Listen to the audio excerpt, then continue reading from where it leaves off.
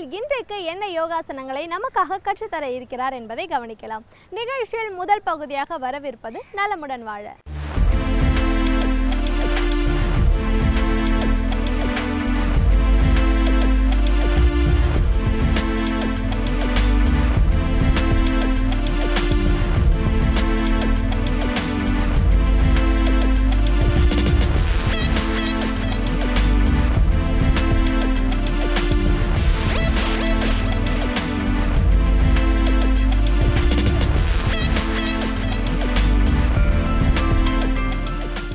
என் அருமை உலகத்தமிழ் மக்களே, தாய்மார்களே, பெரியோர்களே, சிறார்களே, அருமைச் சீடர்களே, யோக நண்பர்களே, யோக விரும்பிகளே, உங்கள் அனைவருக்கும் என் இனிய காலை வணக்கம். கலைஞர் தொலைக்காட்சி நிகழ்ச்சியில் நலமுடன் வாழ என்னும் பிரிவில் யோகாசனத்திற்கு அதிக முக்கியத்துவம் கொடுத்திருப்பதை நீங்கள் அறிவீர்கள். முதல் நிகழ்ச்சியாக தரப்படுகிறது. பல்லாண்டுகளாக நடைபெற்று கொண்டிருக்கின்றது.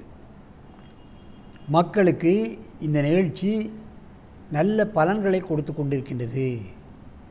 மற்ற நிகழ்ச்சிகளெல்லாம் பார்க்கலாம், ரசிக்கலாம், மறைந்துவிடும். இந்த நிகழ்ச்சி மக்களை மறக்க வைக்காது, பழக வைக்கும், நல்லவர்களாக மாற்றும், கோபத்தை தணிக்கும், நினைவாற்றலை பெருக்கும், மக்களை மக்களாக வாழ வைக்கும், நல்ல குடிமகனாக ஆக்கி மற்றவர்களுக்கு சேவை செய்யக்கூடிய அளவுக்கு மனமாறுதலை உண்டு பண்ணும். அதுதான் நாம் இதில் கவனிக்க வேண்டியது. ஆகவே தான் இன்றைக்கு உலக மக்கள் எல்லோரும் இதை அங்கீகரித்து தலையிலே தூக்கி வைத்து கொண்டு கொண்டாடி கொண்டிருக்கின்றார்கள். அந்த நிலையில் இன்றைக்கு பாருங்கள், போதி ஸ்கூல் ஆஃப் யோகா சென்னை அண்ணா நகரில் முடிந்து 2 குழந்தைகள், தனிஷா 4வது வகுப்பு, ஜோஸ்னா 3வது வகுப்பு, அதன் ஆசிரியர் தசித்குமார் இவர்களை பழக்கியிருக்கிறார்கள். அற்புதமாக பாராட்ட வேண்டும். அவர்கள் இப்பொழுது லகு வஜ்ராசனத்தை செய்ய போகிறார்கள். வஜ்ராசனம் என்றால் வஜ்ரம் போன்று உடல் உறுதியோடு இருக்கக்கூடிய ஒரு தன்மை ஏற்படும். லகுவான வஜ்ராசனம் என்று சொல்கிறார்கள். ஆனால் கடினமாகத்தான் இந்த ஆசனம் பார்வைக்கு தென்படுகிறது. இந்த அருமை மாணவிகளே, நீங்கள் 2 பேரும் பத்மாசனத்தை கலைத்துவிட்டு லகு வஜ்ராசனத்தை செய்யுங்கள். அப்படியே டர்ன் பண்ணுங்க, இந்த பக்கம் முன்ன தள்ளி வந்துடு.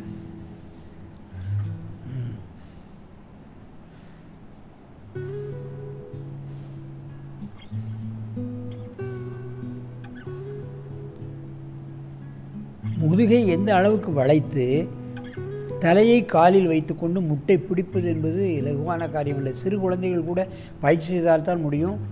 எங்கே பெரியவர்கள் எங்கே செய்ய முடியும் என்று நீங்கள் கேட்கலாம். நிச்சயமாக அவர்களும் முடிந்த அளவு செய்தாலே பலன் கிடைக்கும். காலை பிடிக்காவிட்டாலும் பரவாயில்லை, 2-3 தலைவாணிகளை முதுகிலே அடுக்கி வைத்து கொண்டு இந்த ஆசனத்தை யாரும் பயிற்சி செய்யலாம்.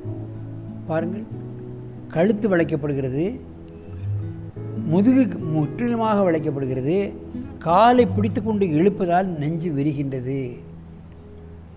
அன்னமய கோஷம், பிராணமய கோஷம், மனோமய கோஷம், விஞ்ஞானமய கோஷம், ஜீரண கருவிகள், நுரையீரல், இருதயம், தைராய்டு கிளாண்ட், புலன் உறுப்புகளான கண்ணு, மூக்கு, காது, மூளை, எல்லா உறுப்புகளும் வேலை செய்கிறது. அதைத்தான் நான் கவனிக்க வேண்டும். ஆகவே இதுபோன்ற ஆசனங்களை ஒரு தடவை குழந்தைகள் 4-5 தடவை செய்துவிட்டு கிளம்பி விடலாம் பள்ளிக்கு. எவ்வளோ நேரம் இருக்கிறது பாருங்கள். மெதுவாக இந்த ஆசனத்தை கலையுங்கள். அப்படியே உட்காருங்கள். கையை உயர்த்தி முன்னால் குனியணும். ரிவர்ஸ் போஸ், மகாமுத்ரா. அதுக்கு ரிவர்ஸ் போஸ். ஏன்னால் பின் விளைகிறார்கள், அதற்கு முன் விளைவது. குனி. மெதுவாக எழுந்திருங்கள். மீண்டும் ஒரு முறை லகுவாசனத்தை செய்யுங்கள்.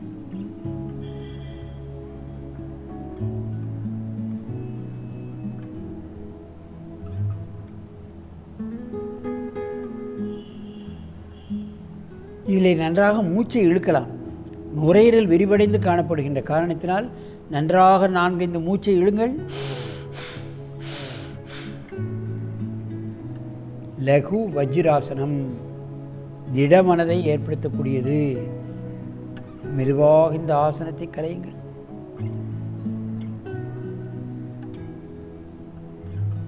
முன்னால் குனிங்க.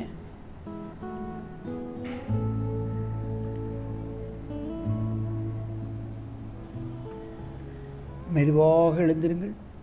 என் அருமை பெரியோர்களே, தாய்மார்களே, மாணவர்கள் இந்த பயிற்சியை செய்வார்களானால் மற்ற மாணவர்களிடமிருந்து இவர்கள் வேறுபட்டு விடுவார்கள், அமைதியாகி விடுவார்கள், கோபதாபங்கள் வராது, கான்சன்ட்ரேஷன் அதிகமாக இருக்கும், பாடத்தில் கவனம் செலுத்துவார்கள். டியூஷன் எல்லாம் இவர்களுக்கு வைக்க தேவையே இல்லை. ஒரு தடவை படித்தாலே அவர்கள் மனதில் பதிந்துவிடும்.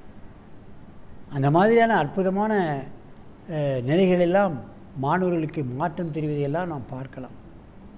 ஆகவே இது போன்ற பயிற்சிகளை ஆரம்ப பள்ளியிலிருந்து இன்ஜினியரிங் கல்லூரி வரை கண்டிப்பாக இவர்களை செய்ய வேண்டும். ஏன் ஐஏஎஸ் அகாடமியில் இதை கட்டாயப்பாடமாக்கிறார்கள், போலீஸ் ட்ரைனிங் காலேஜில் கட்டாயப்பாடமாக்கியிருக்கிறார்கள், ஜுடிஷியல் அகாடமியில் எல்லா ஜட்ஜுகளுக்கும் அகாடமியாக இதை கண்டிப்பாக செய்ய வேண்டும் என்று உத்தரவிட்டிருக்கிறார்கள். அந்த நிலையில் இது ஏன் இதை மட்டும் செய்கிறார்கள் என்பதை நாம் கவனிக்க வேண்டும். உடலை ஆரோக்கியமாக வைத்துக்கொள்ளவும், மூளையை சரியாக இயங்க வைக்கவும், சரியான முடிவெடுப்பதற்காகவும் இந்த பயிற்சி எல்லோருக்கும் கட்டாயப்பாடமாக்கியிருக்கிறார்கள்.